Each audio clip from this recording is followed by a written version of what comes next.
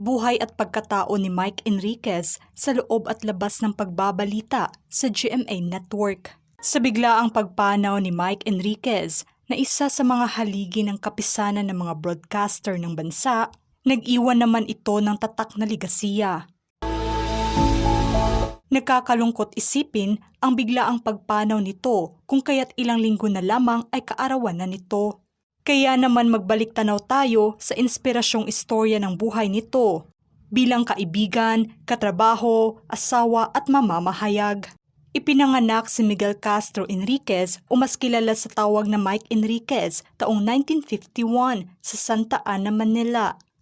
Napili nitong kunin ang kursong Arts in Commerce sa De La Salle University kung saan taong 1973 ito nagtapos.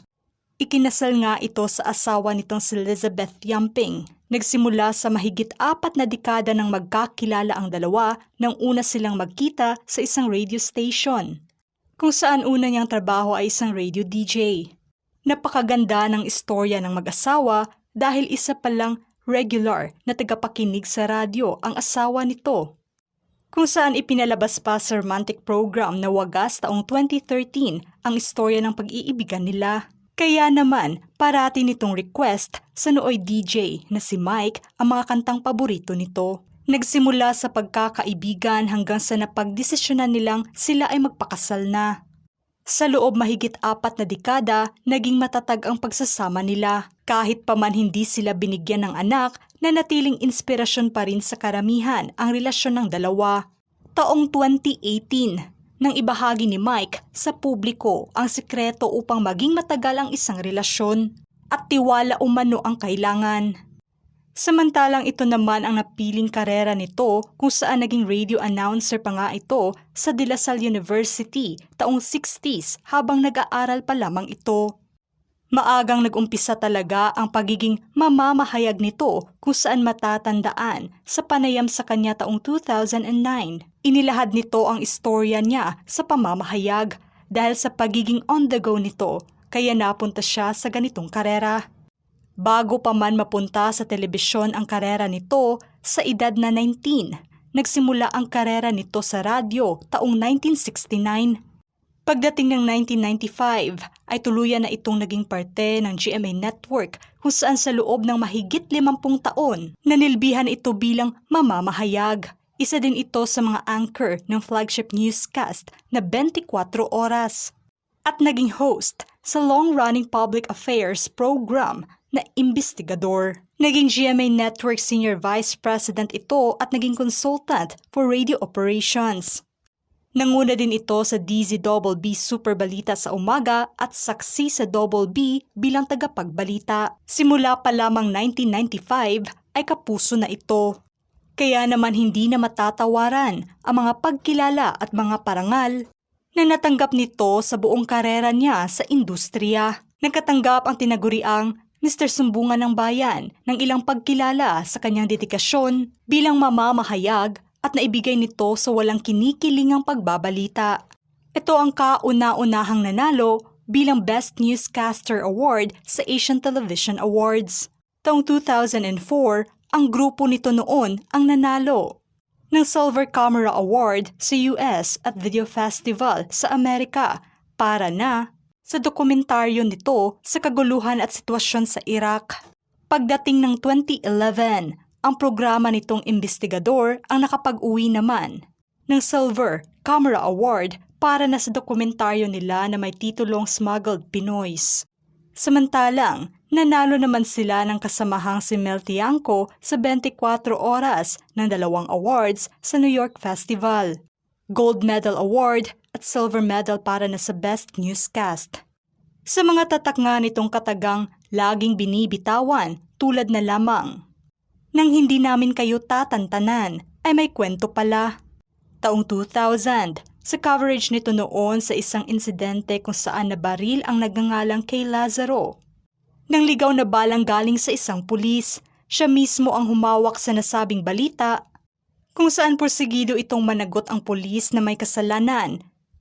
Kaya nabitawan niya ang mga salitang, "Hindi ko kayo tatantanan."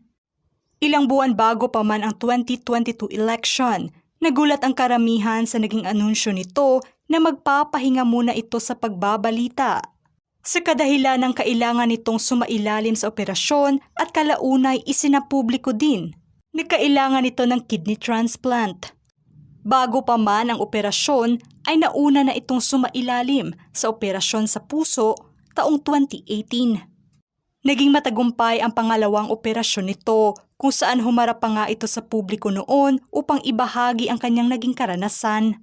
Kasunod nito ay ang pagbabalik telebisyon niya noong Marso nakaraang taon, ngunit hindi nga naging maganda ang kalagayan nito, kaya nahintong muli ang pagbabalita nito sa lahat ng kanyang mga programa. Naging tahimik sa pangalawang pagkakataon ang pansamantalang paglisan nito sa mata ng publiko, kung saan umabot pa sa punto na naging biktima ito ng peking balita. Matatanda ang nakaraang taon ay kumalat noon ang peking balitang pumanaw na ito, na siyang agad namang pinabulaanan ng kasamahan nitong broadcaster na si Igan.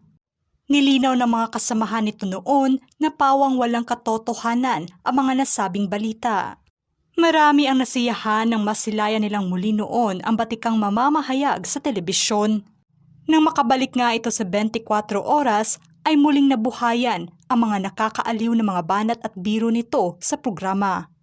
Naging saksi na rin ito sa halos lahat ng mga malalaki at importanteng balitang kanyang iniulat at inihatid sa publiko. Hindi naman nito alintana ang panganib sa tuwing nagbabalita ito. Inilahad din niya noon na kung hindi niya pinasok ang ganitong karera ay posibleng sa simbahan ang kanyang uwi. Hindi lang dedikadong mamamahayag ito, kundi malaki rin ang pananampalataya nito sa Panginoon. Na siyang mapapansin nga sa lahat ng mga naging panayam nito ang hindi niya pagkalimot na isali ito sa kanyang mga sagot. Kaya naman labis ang kalungkutan ng lahat sa pagpanaw nito dahil isa nga ito sa itinuturing na haligi ng pamamahayag sa ating bansa. Halos buong buhay nito ay ibinuhos niya sa pagbabalita at paghahatid ng tulong sa mga taong nangangailangan. Nagsilbi itong instrumento bilang tagapakinig at taga-aksyon sa mga taong walang boses.